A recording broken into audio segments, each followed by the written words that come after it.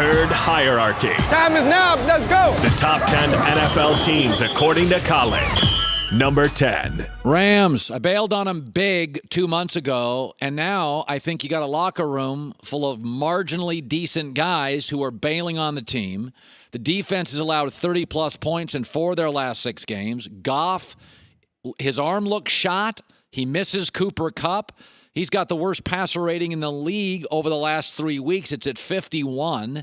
And I don't love the locker room component. Going getting big-name guys like Sue Aqib Talib, who I do like as a player, and Marcus Peters. And now they're on a losing streak, and you got guys going into the stands.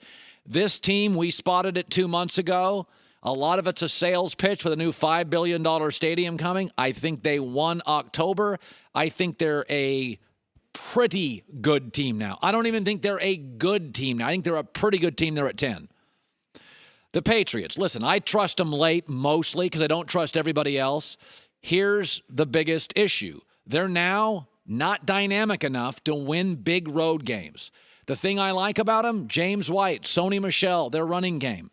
The thing I don't like, their front seven defensively, they have one guy who can play, Trey Flowers. That is it. It's just a bunch of dudes.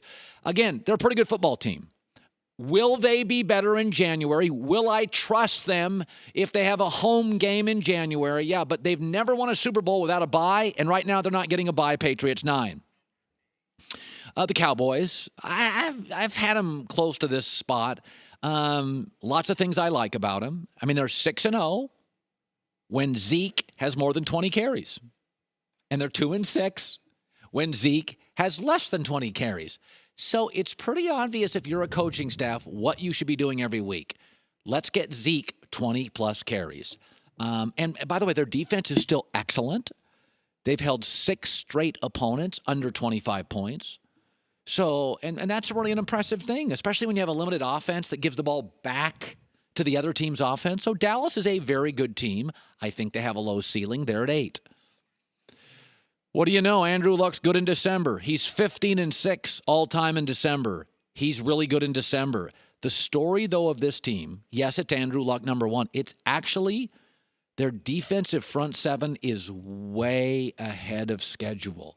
Even the people in that building thought we're probably a year away defensively.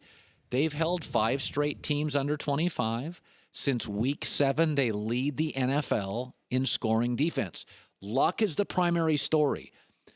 They really thought they needed another 8 players to 10 players from the draft, and they have a ton of cap space, but their defense is way ahead of schedule. Crazy Pittsburgh. I mean, they are second in the NFL in sacks. In the playoffs, you play the best quarterbacks. I like teams that can pressure the opposing quarterback. And by the way, they're 3rd in pass offense, 4th in total offense. Mike Tomlin drives me nuts. Big Ben's a drama king. But again, here's something to remember. Like Dallas, they have not lost a football game this year when they've run for 100 yards.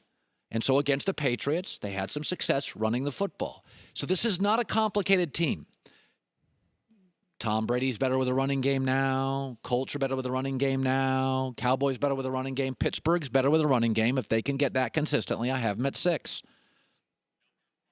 Ravens, my dark horse Super Bowl team. Listen, I didn't think – I thought Joe Flacco, you'd have to have him playing well to win a Super Bowl. I don't think they're a Super Bowl winning team, but I will say this. You can't run on them, and they run on you. The NFL is not about doing a bunch of stuff. It's about having an identity and doing 2 or 3 things really well. They've held 4 of 5 teams under 260 yards. That is hard to do in 2018 in the NFL. And they've faced all sorts of different kind of teams, and they're holding all of them to about 250 yards. And the other thing is, since Lamar Jackson popped in here, they lead the NFL in rushing. And it's not just lead the NFL in rushing. It's not a running back thing.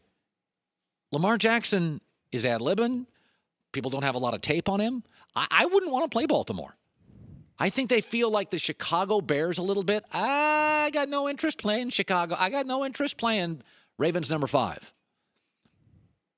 Number 4. These are my 4 best teams in the NFL, and I think they're pretty close. Bears. Okay, they lead the NFL in takeaways. They're 10-0 and they can hold you under 24. It's real simple. They can't get into shootouts. They really can't. Mitch Trubisky, they have some decent backs. Allen Robinson, decent receivers. They don't, Anthony Miller. This is not a star-studded offense. Pro Football Focus says their 8 best players are all on defense. They cannot get in shootouts. Now, the good news is, this defense, especially if they're playing at home in windy weather, probably won't have to get in a lot of shootouts. There's a certain way they have to play, but I have them at 4. The Saints at home. If you could guarantee home field advantage, they still have a tough schedule. They got to play Pittsburgh and Carolina again. I would put them at number 1 if I knew they were playing at home. I will say this. They're number 1 in point differential. That generally means you'll end up in the Super Bowl. But there is a real thing about the Saints that needs to be discussed. They can't throw the ball down the field.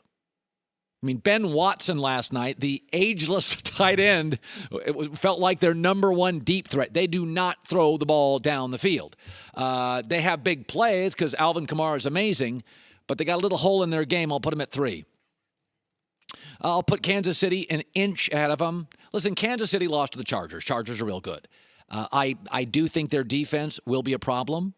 I do think their defense is a liability. But I have these final 4 teams all bunched up. I had Bears 4, Saints 3, Chiefs 2, and number 1. I think it's the best roster in the NFL and a Hall of Fame quarterback playing the best he's ever played. They've scored 20-plus points in every game this year. They've won 10 of 11. They're healthy defensively. As long as Keenan Allen can come back by the playoffs at wide receiver and Melvin Gordon is back, it's the deepest roster in the NFL. They have a hole in their game, too. They have no home field advantage. Although this weekend will be crazy against Baltimore. But we have been on this, Joy, sometimes because I live in Los Angeles. People think I'm a homer for LA teams. Well, and you were in the Chargers draft room. I was. But I bailed on the Rams 2 months ago. Yes. And I embraced the Chargers 2 months ago. And all the executives in the league that I talked to, all the scouts, when I asked them, best roster in the league. Last year they told me Philadelphia. This year they all say LA Chargers.